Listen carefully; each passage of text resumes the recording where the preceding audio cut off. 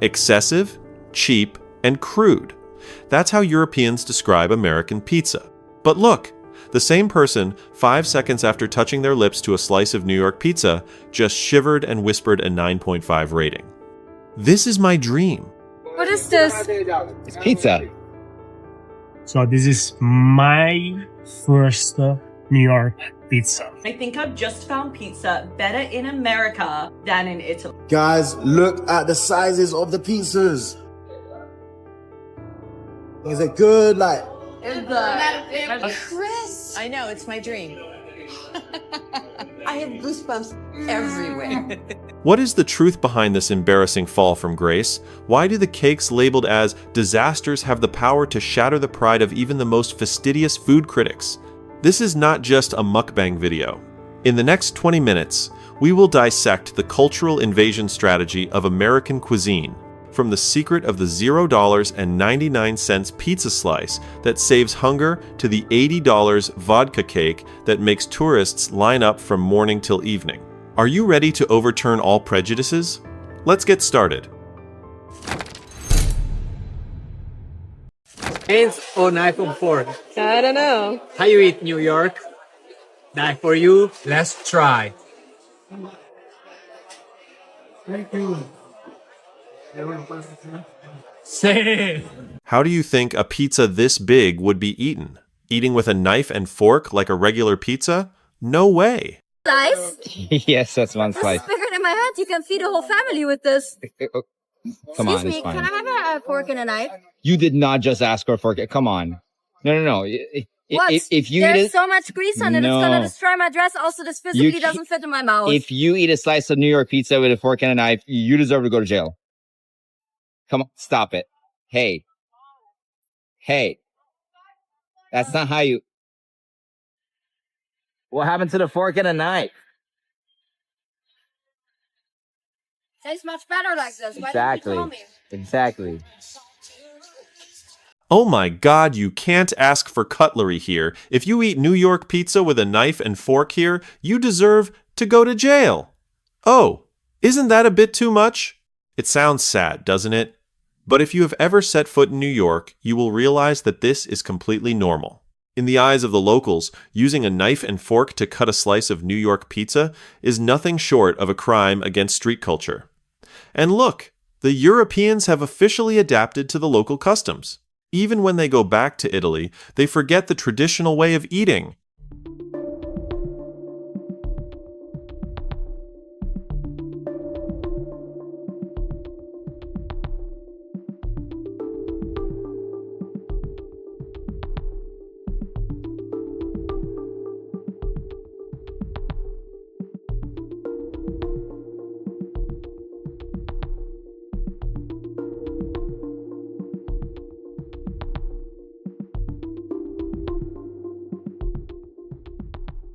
Why are Americans so allergic to knives and forks? And why do European guests feel awkward when picking up a slice of cake? Americans, I have a question. We are in Las Vegas right now. How do you eat your pizza? Like, I don't know how to eat it. It falls apart. It's impossible. Also, look how much oil.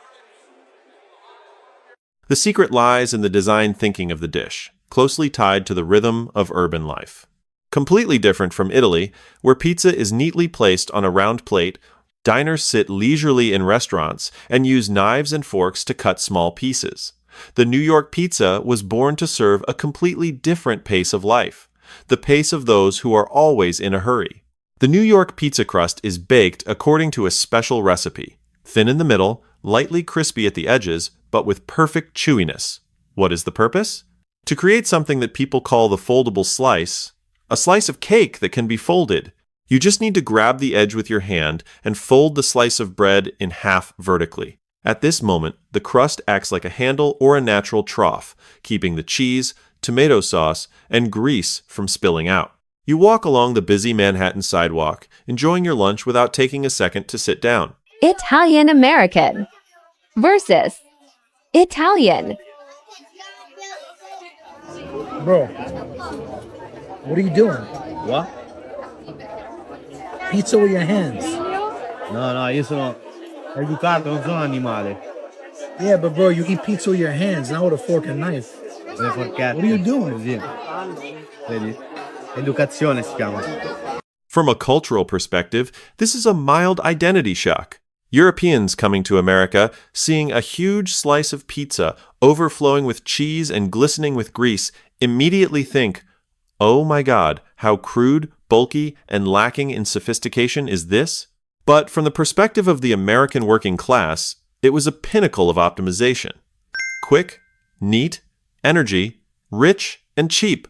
Americans liberated pizza from the strict dining rules and standards committees of Europe, transforming it into a completely convenient food. In Europe, eating a greasy dish with your hands might be considered impolite. But in the US, cutting the cake into slices and eating it by hand is an unwritten rule that signifies being down-to-earth, relaxed, and open-minded. If you find these cultural clash analyses interesting, don't forget to like and subscribe to the channel right away. Click the bell button so you don't miss the next cultural decoding videos. Your support is the biggest motivation for me to create more quality content like this. But the difference between the two continents doesn't just stop at how to hold a slice of cake. It also lies in a deeper question: why does Europe regard cuisine as a heritage that must be strictly preserved, while Americans treat pizza like a family pickup truck? Before continuing with the crispy cake tests, let's pause for a few seconds to watch this scene. Everybody keeps saying that Italian food in New York is better than Italian food in Italy, but we're in Italy right now. We're going to try some of the best pizza, and we're going to compare it to our spots in New York. This is Neapolitan pizza. I think it's supposed to have a flop. This one has meats and cheese. I feel like it's just a completely different thing. Let me try my second pie. This one is prosciutto, goat-looking cheese on it. It looks pretty, but it's hard to pull apart. It's actually mad good. It's a perfect soft dough, but it's a completely different thing. I would say this is the perfect Neapolitan slice. So you can't come into Milan looking for a New York slice. Yes, this friend didn't hesitate to assert, pizza in America is better than Italian pizza. Isn't that a bit too much? Should I go with the first bite? Yeah. So we're at Upside, and we're going to do a taste test with American pizza as an Italian. What is it? What'd you get? Cheese. Okay. And where in Italy are you from? Milano. Okay. Let's go.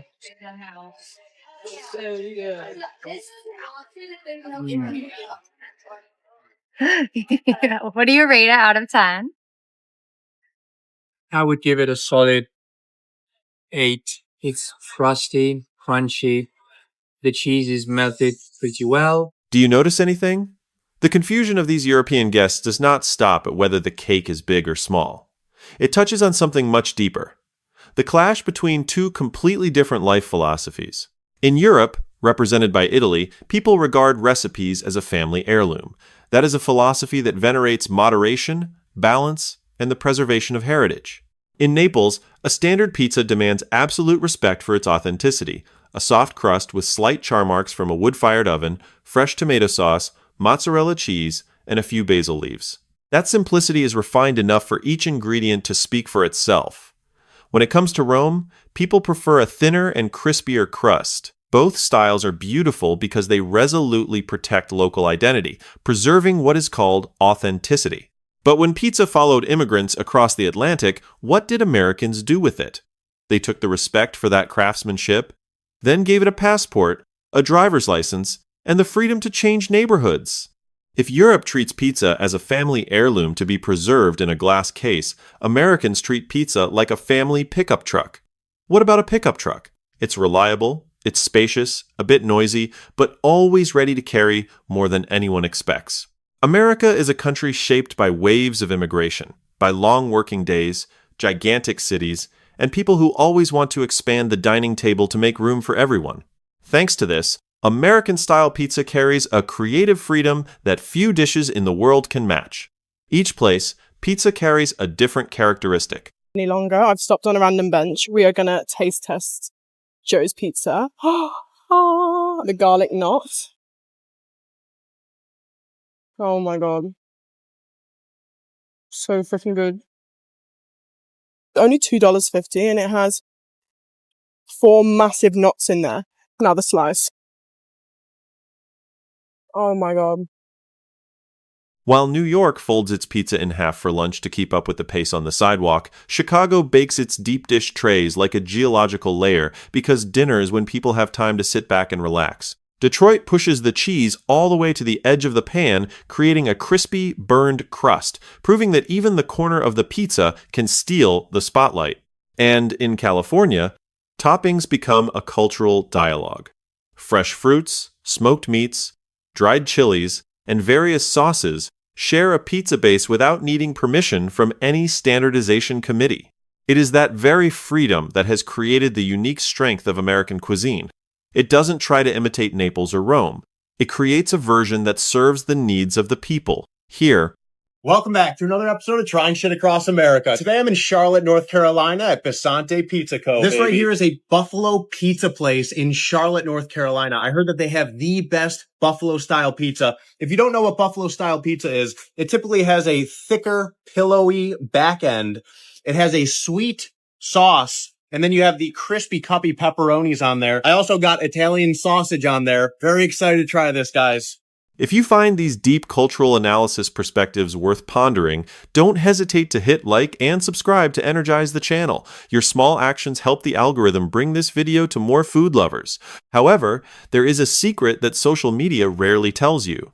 The so-called pickup truck is not just impressive because of its size or extravagance. Behind that rough exterior lies a blend of physical magic and taste science, the kind that creates cheese pulls, stretching for meters, softening even the toughest critics.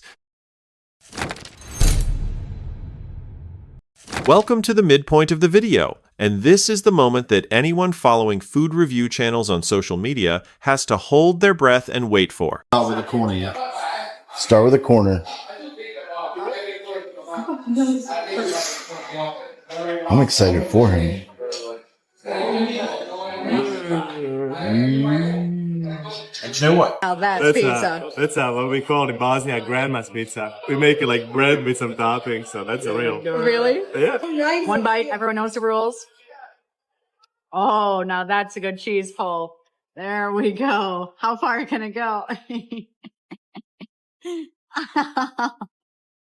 Yes, let's see how hard the European guests had to work to break the cheese strands from this pizza. Some even joked, I used to think those cheese-pulling videos on the internet were Photoshop tricks or special effects, but it turns out they are completely real.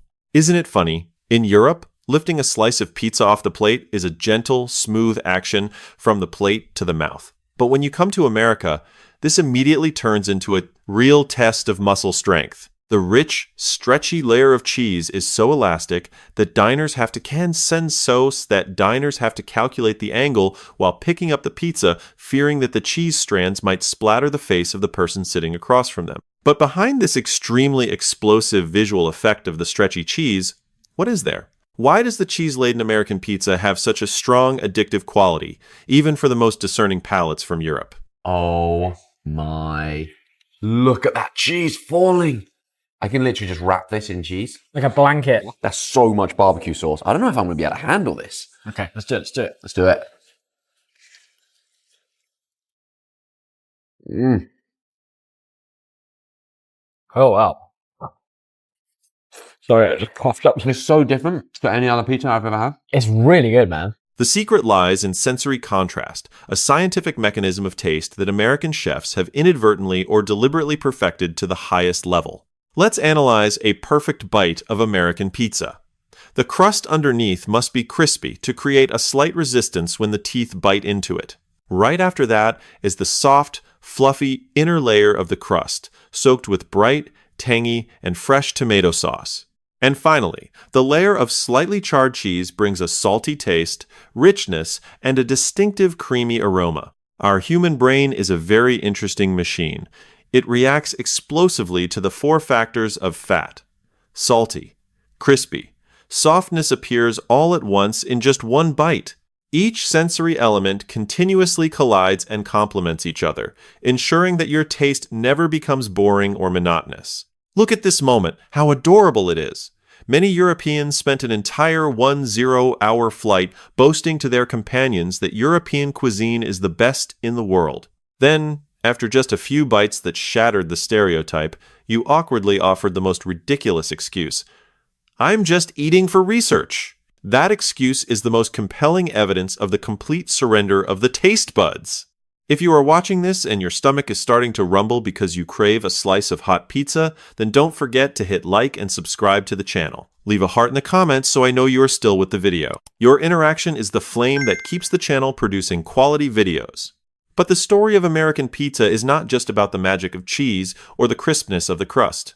If you think a delicious slice of pizza is enough to win over tourists, you'll be even more shocked when you learn about its price hierarchy matrix. From the sacred 99-cent slices sold on street corners in the expensive heart of New York, to the $80 vodka pizza that people are willing to wait in line for 6 hours just to taste, what creates that huge price gap? Don't take your eyes off it. We will explore this incredibly interesting economic matrix together. Now, let's delve into an aspect that any YouTube algorithm favors immensely, and any viewer is extremely curious about: the story of money. I really can't believe it. In this era of rampant inflation in New York, how can they sell a slice of pizza for just 99 cents? The miracle is that it is not bad at all. It is even better than many frozen pizzas in Europe. But the story doesn't end here. On the other side of the city, the story takes a completely opposite turn. A group of tourist friends held a box of expensive pizza. We just bought a viral pizza online for $80. That's right, $80. And don't think that just by having money and walking into the store, you can buy it right away. You have to order online and wait from 2 to 6 hours before it's your turn to pick up the pizza, but try a slice of this vodka sauce pizza. It's worth every penny. A price difference of more than 80 times for the same concept of a dish. Why is there such absurdity in the same market? The secret lies in the hierarchical economic matrix of American cuisine. The pizza market here is not at all monotonous, as international media often portray. It ranges from extremely affordable survival meals, $4.50 slice, serving as a lifeline of energy for students, workers, or busy laborers, to high-end artisanal versions crafted like works of art. Europeans often have the prejudice that American food is just cheap, fast food. But the reality completely proves the opposite. Let's look at Dough Drop Pizza in Glendale. Los Angeles is an example. This shop serves clean and high-end pizzas to the extent that 100% of the flour is directly imported from Italy and all the toppings are certified organic ingredients. The owner pays such close attention to quality that European tourists, who are often bloated and gain weight from industrial food, feel completely comfortable and light in their stomachs when eating here. It proves a fact. If you want to eat cheap, humble food, America has it. But if you want to seek the pinnacle of ingredient quality, America also delivers perfectly. And here's the most valuable wow detail for European food critics. You see. The truth is that Americans have never ruined or degraded European pizza. They embraced it from the waves of historical immigration, cherished its heritage roots, and then used their liberal spirit to preserve and develop it into many different layers of value. If you find these culinary financial analyses and historical perspectives truly beneficial, don't forget to hit like and subscribe to the channel right now. Your support is the greatest motivation for me to continue delving deeper and producing more quality videos. However, the amazement of European tourists does not stop at the price or historical origin. What truly overwhelms them and completely changes their perspective on America is the concept of abundance, the abundance on the dining table and the culture of shared meals. Why is a giant pizza not a surplus, but rather a symbol of hospitality? Have you ever found yourself in a hilarious situation while traveling, ordering just a small snack, but what you get is enough to feed a small planet? That is exactly the experience that any European must go through when stepping into a pizza place in America. An English customer looked at the slice of pizza as big as his face and burst out laughing. It seems we made a terrible mistake by ordering individual portions. Look at this size. One pizza is enough to feed an entire football team. And the difficult part is that we Europeans absolutely hate wasting food. So, the leisurely dinner has now turned into an impromptu snack eating contest that we never signed up for. Looking at the image of them putting in all their effort to finish their meal, it's both funny and endearing, isn't it? Europeans grow up with a culture that values moderation, with portions just right for one person. So when faced with the gigantic portions of America, their first reaction is always skepticism and judgment. Why make it so big? It is indeed a crude and wasteful excess. But guys, if you look deeper into American psychology and cultural history, you will realize the vast difference between excess and abundance. That giant pizza was never created with the intention of forcing an individual to eat it all. In the hearts of Americans, large portions are the truest representation of genuine hospitality. Imagine, America is a land where immigrants from all over the world gather. They spend long days working on construction sites, in factories. When they sit down at the dining table after a hard day's work, what they want is not confinement or isolation. They want a space where the pizza is placed in the center of the table, overflowing with cheese and spices, like an open invitation. Pull up a chair. There is always enough food and warmth for everyone here. A large pizza is not meant to be flaunted, but to be shared. It is the dish of student birthday parties, of construction workers' lunch breaks, of families gathering to watch football on the weekend. It transforms a meal from a personal energy-boosting activity into a community-connecting event. And how can we overlook the magic that comes from an extremely familiar item, the takeout box? In many European countries, asking for a takeout box for leftovers can sometimes make people feel a bit hesitant. But in the US, the staff proactively offering a cardboard box is a very confident and civilized cultural trait. The leftover slice of pizza from tonight's dinner is not thrown away at all. It naturally becomes a delicious breakfast, a frugal lunch for the next day. Americans turn convenience into memory, transforming abundance on the dining table into an extremely practical and warm economic solution. At this point, European tourists suddenly realize they no longer see excess, but rather the generosity behind the pizza. If you also love the rich and hospitable culture of American pizza, please hit like and subscribe to the channel now. Your likes are the best encouragement for me to continue creating more in-depth and warm cultural analysis content like this. So, from an initial disdain, Europeans have gone through a series of shocks. From the way of holding bread, cooking philosophy, cheese magic, to the culture of sharing. And now, as the journey comes to an end, what is the final affirmation for this historic encounter? Will American pizza truly overcome long-standing prejudices? So, after all the doubts, judgments, and heated debates, what remains? American pizza has never tried to beg for recognition or pretend to adhere to anyone's standards. It simply appears on the dining table, hot, generous, and wondering, would anyone like another slice? And the empty boxes, along with the smiles of European tourists, are the most emphatic answers. The boundaries of prejudice have completely collapsed, leaving only the pure joy of cuisine and the connection between people. It's your turn now. If you had the chance to treat a European friend visiting the US for the first time, would you take them to experience a convenient folded New York pizza slice, the fancy $80 Chicago deep dish pizza, or stop by a legendary 99-cent sidewalk shop? Please leave your comments in the section below. If you find this video interesting and offering many intriguing perspectives, please like, share, and hit the subscribe button along with the notification bell so you won't miss the next cultural decoding journeys. Your support is the biggest motivation for the channel. The video is created based on a compilation of images, real reactions, and cultural social analysis perspectives for reference and entertainment purposes. All reviews and culinary experiences are personal, respect cultural diversity, and do not represent the entire community or nation. Thank you for watching until the end. See you in the next videos.